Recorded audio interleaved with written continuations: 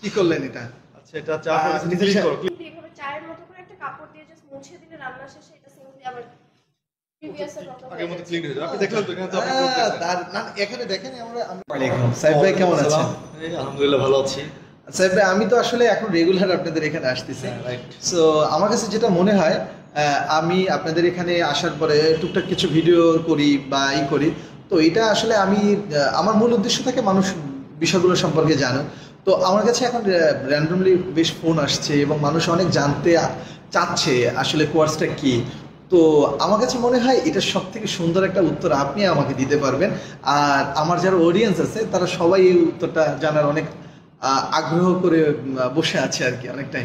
তো আপনি আমাকে একটু বলেন তো। হ্যাঁ, এটাই। থ্যাংক ইউ আপনাকে। কর্সটা হচ্ছে কি, সেটা হচ্ছে আপনার marble, granite, solid surface, peon এর বেটার সাবস্টিটিউট। কেন বেটার বললাম? আপনার মার্বেল, গ্রানাইট, সলিড সারফেসে অনেক লিমিটেশন আছে। এইসব লিমিটেশনগুলো ওভারকাম করে হচ্ছে একটা প্রোডাক্ট ক্রিয়েট করা হয়েছে, সেটা হচ্ছে কর্স। কেন হচ্ছে আমি ইউজ করবো better product, lots of texture আছে এটার। এটা হচ্ছে আপনার ওয়াটার অ্যাবজর্বেশন অলমোস্ট জিরো। এটা হচ্ছে কোনো কিছু সোপ পড়বে না, কোনো কিছু অ্যাবজর্ব করবে না। আপনার টেবিলের উপরে তেল, মরিচ, হলুদ পড়ে গেল, এটা অ্যাবজর্বেশন অলমোস্ট জিরো। এটা একটা ব্যাপার। বিসাইডস বলা যায় হচ্ছে এটা আপনার heat resistance, stain resistance, impact resistance, কোনো কিছু আপনার আপনি আমাকে একটা জিনিস এটা একটু বলেন যে এটা তো আর্টিফিশিয়াল, তাই না? Artificial right. ইঞ্জিনিয়ারিং। তো আর্টিফিশিয়াল বললেই যেটা আমরা মনে করি সেটা হলো গ্রানাইটের অল্টারনেটিভ কিভাবে হওয়া সম্ভব? গ্রানাইটটা তো আপনার একদম মজবুত, তাই না? এবং খুবই স্ট্রেংথ নিতে পারে। এবং গ্রানাইটটা কিন্তু খুব, বাংলাদেশে যদি আপনি গ্রানাইটের ব্যবহার কিন্তু প্রচুর, হ্যাঁ। তো সেই ক্ষেত্রে যদি আপনি এটা suggest করেন। আপনার লিমিটেড কয়েকটা কালার, আপনার হয়তো ব্ল্যাক হবে বা রেড হবে বা ইয়েলো হবে, জাস্ট হাতে কোনো 2-3টে কালার আপনার গ্রানাইটে। মার্বেলে কিছু কালার আছে, ঠিক আছে, বাট গ্রানাইটে জাস্ট হাতে কোনো কয়েকটা কালার হওয়ার জন্য আপনার সবাই এখন তার ইন্টেরিয়ারের সাথে ম্যাচিং করে লটস অফ কালার চাচ্ছে, লটস অফ টেক্সচার চাচ্ছে।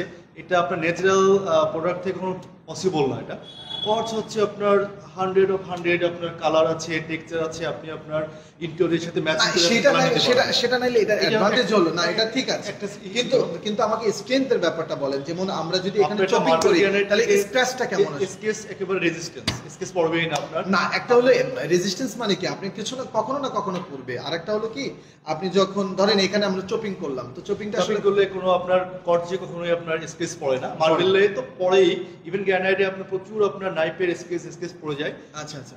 কর্জে আপনার স্কেচ পড়ে না, আপনি নিজে আপনি নাইফ দিয়ে আপনি চপিং। কি করলেন এটা? আচ্ছা, এটা চা করে ক্লিন করো। নিজের সাহেব এটা ক্লিন করেন। এটা ক্লিন করো। এটা হচ্ছে সাপোজ আপনার ডাল পড়ে যেতে পারে, হ্যাঁ, তরকারি পড়ে যেতে পারে। আচ্ছা, এটা কি ক্লিন হবে? এটা দাগ পড়বে না? 100% ক্লিন হবে, 100%। হ্যাঁ, কোনো রকম আপনার স্টেইন পড়বে না। একদম হোয়াইট স্পেস, তো এই স্পেসটা তো একদম হোয়াইট। হ্যাঁ, একটা করে নিলে হবে, টিস্যু বেশি করে নাও, টিস্যু। হ্যাঁ, দেখছেন? হ্যাঁ, আচ্ছা আচ্ছা আচ্ছা, অনেক পড়ছে তো। হ্যাঁ, আচ্ছা, এটা সম্ভাবনা মানে একদম জিরো। এটা কখনো একেবারে জিরো। মানে অনেক সময় কিন্তু দেখেন যে হলুদ দাগ পড়ে বা পড়ে, এরকম হবে। দেখেন ক্লিন হয়ে যাচ্ছে, 100% ক্লিন হয়ে যাচ্ছে। এই যে না, এই ধরনের ভুল কিন্তু একদম বাসাবাড়িতে রেগুলার। ধরেন আপনার মেড যারা আছে, সার্ভেন্ট যারা আছে, তারা কিন্তু দেখা যাচ্ছে যে খাবারটা নিয়ে আসলে পড়ে গেল। দেখেন 100% ক্লিন হয়ে যাচ্ছে এখান থেকে। আচ্ছা, না, এই খাবারের সময় কিন্তু অনেক সময় পড়ে যায়, ধরেন গ্রানাইটের উপরে বা ইসের উপরে। সো আবার ফ্লোরে যদি এটা ইউজ করতে চাই টাইলসের এগেইনস্টে বা মার্বেলের এগেইনস্টে, মার্বেল হচ্ছে একটা সার্টেন টাইমের পরে ওর ভিতরে ওয়াটার লাইন থেকে ক্র্যাক থেকে ছেড়ে দেয়। আবার ভেঙে চুরে আপনাকে এটা তোলা লাগে আর কি। সো কর্স কিন্তু হচ্ছে আপনার মার্বেল গ্রানাইট থেকে অনেক বেশি স্ট্রং। এটা আপনার 25 টন প্রেসারে হচ্ছে এটাকে আপনার তৈরি করা হয়। এটা আপনার ওরকম ক্র্যাকের কোনো ইস্যু নাই, যেহেতু এটা ন্যাচারাল প্রোডাক্ট না। এটা আপনার ভেঙে চুরে তোলা লাগবে না। একটা ব্যাপার হচ্ছে ইউভি রেজিস্ট্যান্স। কর্স হচ্ছে আপনার ইউভি রেজিস্ট্যান্স। দ্যাট মিনস হচ্ছে কর্স যে আপনার, আপনি দেখবেন যে মার্বেলের বিভিন্ন জায়গায় ইয়েলো হয়ে যায়, ডিসকালার হয়ে যায়, ফেড হয়ে যায়। কর্স কখনো ফেড হবে না, ইয়েলো হবে না। আচ্ছা আচ্ছা, আমার কাছে মনে হচ্ছে দাগ মনে হয় অলমোস্ট চলে গেছে। অলমোস্ট না, আপনার বেশি করে টিস্যু নাও। টিস্যু তো তোমার কি কষ্ট হচ্ছে টিস্যু নিতে? বেশি করে টিস্যু নাও, বেশি করে না। আচ্ছা, অসুবিধা নেই। 100% হচ্ছে আপনার এটা ক্লিন হয়ে যাচ্ছে 100%। এখানে এই করো।